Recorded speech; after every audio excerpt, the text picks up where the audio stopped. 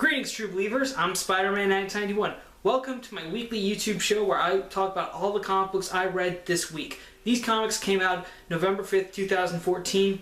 Also, before I get started, I want to apologize because the lamp that I used while filming to help with my lighting broke last night. So until I can figure out a replacement, the other side of my face is kind of shielded by darkness. So enough of this jibber jabber, let's get into some comic books. Kicking off with DC Comics, we have Green Arrow number 36, continuing the New 52 appearance of Felicity Smoke. Picking off where the last issue left off, Felicity introduces herself to Arrow, and she basically offers to help him figure out who's trying to kill him, and also because she has no idea. She met the guy online without being traceable. So she agrees to help Arrow find out who this guy is, and also figure out the other person he's after, who is apparently the New 52 version of Mia Dearden. Alright, so Arrow introduces Felicity to Diggle. The three of them work together, figure out where Mia is. They locate her on a car bridge, which currently she's under attack by some thugs. Fortunately, Arrow arrives just in time to stop the thugs and also save Mia before she falls off the bridge. However, this victory is short-lived as another assassin arrives to take care of Mia, the New 52 version of Merlin, the archer, not the wizard. And that's where the issue ends. Okay, first off, if you watch DC All Access, then you know that they did talk to the new writers of Green Arrow, the series, who are also the main showrunners behind the Arrow TV series. And they've said that they aren't really trying to make this series into a copy of the TV show, but really try to get some elements from the show onto this book, just kind of help transition readers who were originally fans of the show.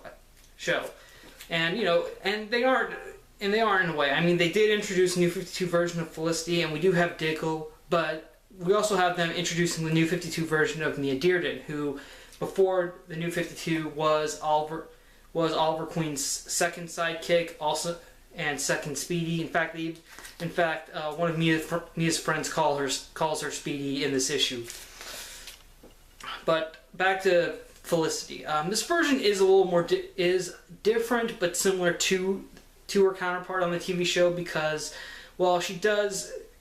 this Felicity, when Oliver meets her, she's a professional hacker. She does this sort of thing for a living. But as the issue progresses, the way Felicity talks to them, you kind of hear the dialogue, and it's exactly like how Felicity Smoke from the TV show would talk, and I think, which is really great. So I think that's very nice. I think having Felicity and Diggle will kind of help people who are fans of the TV series who want to check out the Green Arrow comic book, and that will help encourage them to buy this book. Also, I want to get to the character that made an appearance on the last page, the New 52 version of Merlin. Basically, we got a couple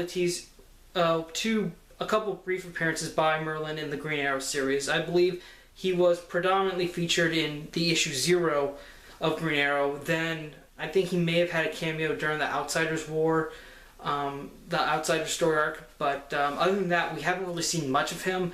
But now we're finally getting to see him in action. I think that's great. I can't wait to see what this Merlin is. Before we actually in issue 0, I remember though that Merlin was a friend of Oliver's before he was stranded on the island. So I think that will probably come into play, which will be very interesting. I really don't think this version could possibly be a combination of both Tommy Merlin and his father Malcolm Merlin in a sense. But really, honestly, I think if you like the Green Arrow TV series, I think the writers are doing so far a pretty good job on it. And if you are a fan of the series, I highly recommend you check out this series. It's really great. This next comic is Superman Unchained, issue 9, the finale to the Superman series, written by Scott Snyder and drawn by Jim Lee, that they started over a year ago. Now it's coming to an end. Alright, so the people of the character Wraith, who has appeared in the series, have decided to invade Earth, because now they gave Earth the technology that helped back in the day, that kind of helped create modern day technology on Earth. And now Wraith's people have disabled that technology, and apparently they are coming to, quote Lex Luthor, harvest the planet, so to speak. So Superman flies into space to stop the invasion, and he also takes with him the syringe that contains solar energy that Lex Luthor gave him. Basically, the formula will overload Superman's cells with solar energy, and it will be enough to take out the invasion, but unfortunately Superman himself will die in the process. So when Superman meets up with the invasion, he at first thinks he can take him out on his own. He doesn't need Luthor's help. He takes out a few ships, but unfortunately they bombard him with red solar energy, and he looks completely wiped. Like, he is like practically all skin and bones after the blast. I mean, so Superman realizes that Luthor is right. I have to do this. I have to sacrifice myself to save Earth. But before he has the chance to inject himself, Wraith shows up, steals the injection, and uses it on himself, and sends Superman back to Earth, so he's not caught in the blast.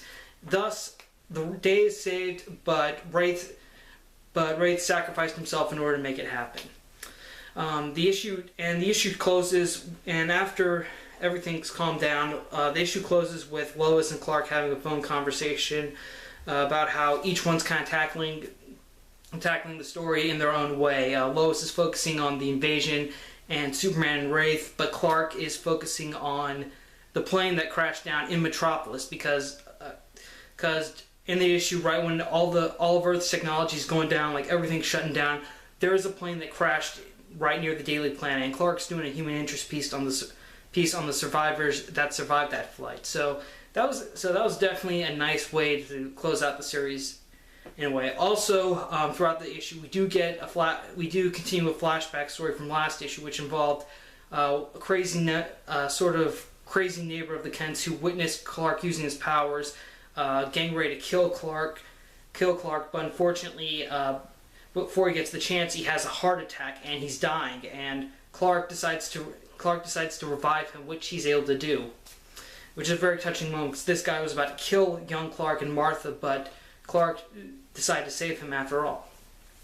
Okay, so this ends this is the finale to the Superman Unchained series.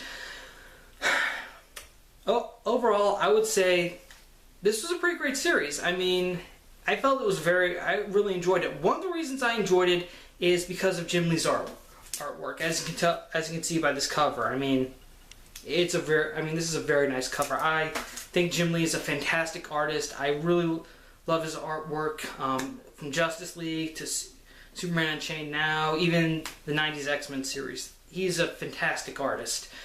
And this series is very action-oriented. Like, it does have a lot of it is Superman fighting either Wraith or members of Ascension, and it's really drawn. And Jim Lee does a good job to capture that action on each and every page. Scott Snyder too. He's a brilliant writer. If you have been reading the New 52 comics, he's still writing Batman, which is great. He's also was the first writer on the New 52 series of Swamp Thing, which I hear has done well. So he took his chance to tackle Superman, and I think he does a very good job with this story. Throughout the series, he made excellent use of Superman's supporting cast: Lois Lane, Jimmy Olsen, Perry White, Lex Luthor. Heck, he even involved Wonder Woman and Batman, basically Superman's two best friends in the superhero community.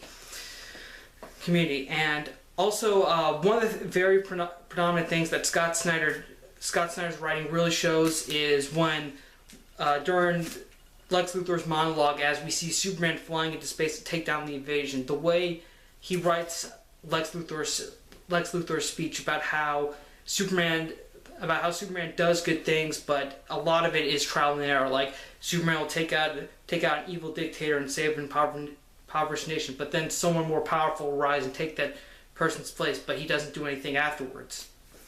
So, I mean, that was such a very well-written speech there. Not that I'm rooting for Lex Luthor or anything, but but in a way, Scott Snyder did a good job at pretty much capturing Superman's humanity, which I think was one of the great things about this series, was was trying to differentiate Superman from the character Wraith, because they both have similar powers. They both came to Earth from other alien planets, and they both help Earth. However, Wraith fully committed himself to working with the U.S. government and General Sam Lane. Superman, however, helps people whenever he can, and he's much more human than Wraith. And I think that was one of the driving forces of this series. So really, overall, at this point, this was a fantastic issue, but I highly recommend you go back and start this series from the beginning. But the good, because, I mean, it took a while for the series to come out because there were a lot of delays with each issue, but the good news is next month, the hardcover collection of this will be out soon, so, and just in time for Christmas. So if you know someone who is a Superman fan but hasn't really been enjoying a lot of the New 52, I would definitely recommend you get the hardcover collection of this series and give it to them as a Christmas gift. And if you don't know anyone and you are a Superman fan, you should get it for yourself. So yeah, overall, Superman Unchained, fantastic series. Now to start off Marvel, we're also going to start Spider-Verse with Amazing Spider-Man number 9. Pretty much this issue, not much to explain, but it's very, very jam-packed. Multiple Spider people, well, I say Spider people because it's not just Spider-Man, there are some female versions. They arrive on Earth 616 to pretty much rescue all the spider-powered heroes. And it's not just Spider-Man, Spider-Man 2099, it's practically every hero that has some connection to Spider-Man or spider powers. They come and take Spider-Man, Spider-Man 2099, Spider-Girl, Spider-Woman, Scarlet Spider. Basically they take them to Earth 13, which is pretty much a world where Peter Parker never lost the Enigma Force. And it's pretty much the only safe place where they can get any refuge from Moreland and his family, who are currently hunting spiders on multiple Earths. However, though, apparently the Peter Parker with the Enigma Force, if he leaves Earth 13, he no longer has it, and he's just a regular Spider-Man. And while the Spider-Man of Earth 616 are being rescued on Earth 610, which is the Ultimate Universe, Moreland's sister Verna has arrived, and she's got her hounds ready to attack Miles Morales and Jessica Drew, the Ultimate versions of Spider-Man and Spider-Woman. And also we have an epilogue that gives us more detail about Moreland's family as we see them coming together for their dinner, where they will feast on multiple Spider-Men that they've already caught. And also we get a little bit of an introduction to Moreland's father, who definitely is going to be the big bad of this issue. I mean, the entire story arc, not the actual issue. Alright.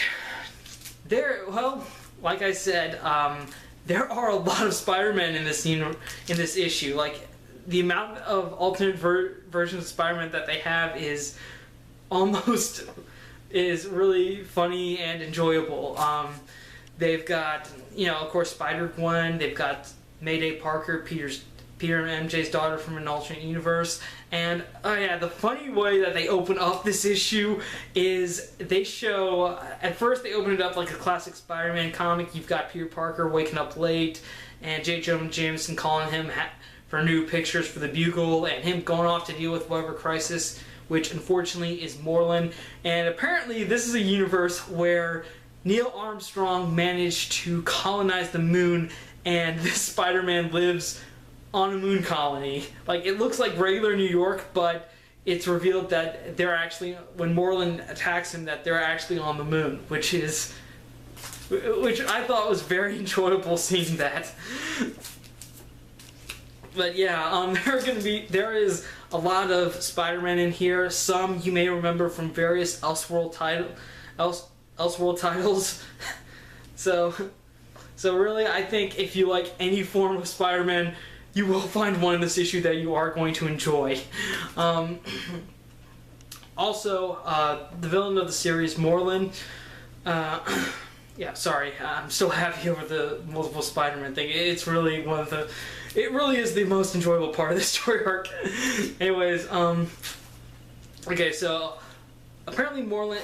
The thing about Moreland is that differentiates, I believe, deviates him from the rest of his family is that he actually died at the hands of a Spider-Man, which of course is Spider-Man of Earth 616, and apparently Moreland still has a score to sell. I mean, he's not directly going after 616, but he has told his siblings that lay off Earth 616. That's my turf. I want that Spider-Man. You guys go wherever you want. Not that Earth. It's mine. That's basically how he is. Just, you know, he's probably a lot more classier and more sinister when he does it.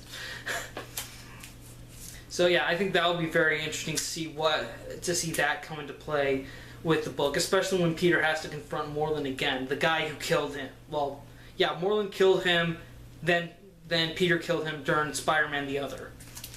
So really, I would say, so honestly, Amazing Spider-Man number 9, Spider-Verse starts here. It's been building up for a while now, since Free Comic Book Day 2014.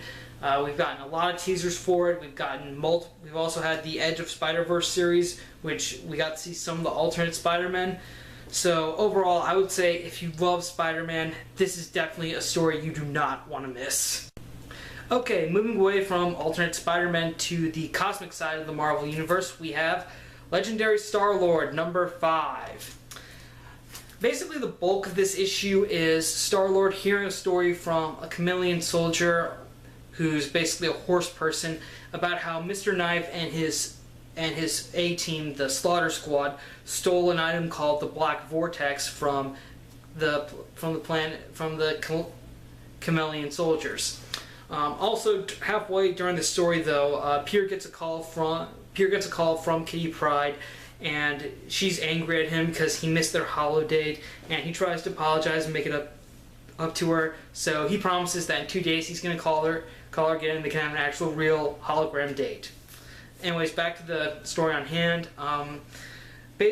After the soldier gets the end of his story, Peter's getting ready to leave, but unfortunately, the soldier reveals that he's actually Raxor, the Skrull from the Slaughter Squad, and of course, he's about to attack StarLord. But fortunately, StarLord came prepared, and suddenly Raxor is stopped by a knife, which was thrown by Drax the Destroyer from Guardians of the Galaxy, and basically Peter tells Raxor that he knew he wasn't really a chameleon soldier, because he dated one for a while, and he knew because of the way he made the soldier swear an oath at one point. He swore more like a Skrull instead of a soldier, and so basically Peter and Drax are basically getting ready to get Raxor to tell him everything he knows about Mr. Knife, and that's pretty much the entire issue. Okay, the next few issues. Okay, if you don't know this, Marvel, come February, there will be another crossover story arc for the X-Men and Guardians of the Galaxy titles, and I believe Nova as well, because he was on the teaser, that involves the item that we saw in this issue, the Black Vortex, called, of course, the Black Vortex. And writer Sam Humphries revealed that the next few issues will be lead-in for this event, and also we will start to see a little more of Kitty Pryde in the next few issues. And I really hope that we do actually get to see Kitty and Peter in person for once. For a while now, we know they've had a relationship. We've seen Kitty appear as a hologram to help Peter out, to talk to him, and I really hope that it would be great to actually see them interact in person for once. I really hope that's what the next few issues can lead to as well. So also, in terms of how long do I think the relationship may go, I don't see them breaking up before Black Vortex, but I think when the actual event happens, it could be a little different. So honestly, if Black Vortex... Okay, so really, another positive thing I think about Sam Humphries' writing is that he does a good job writing Star-Lord's character. So I think that's why I'm going to continue reading this series, and why I am a little interested about this Black Vortex event, because apparently the Black Vortex has the ability to show a person their full cosmic potential. The way Humphries described it in his interview was basically, if you look into it and you want to be like the best guitar player, you don't just like become a combination of you don't just become like a combination of great guitar players. You actually become the very best, and if you want to be a good basketball player, it's not just you can dunk, you just become very cosmically great and stuff. So it will be an interesting guide I have to see, and also get into the real reason about who this Mr. Knife guy is and why exactly does he want Peter Quill dead. So yeah, honestly, right now, the whole event, whether I'm going to actually get the Black Vortex event, is still up in the air for me right now. I'm going to wait and see how the next few issues are handled before I decide whether I want to commit to this event or not. But overall, I think I have been enjoying the Legendary StarLord series. I think Sam Humphries is doing an amazing job on it. So hopefully by the time Black Vortex comes around, I'll be really excited and ready to be interested in it.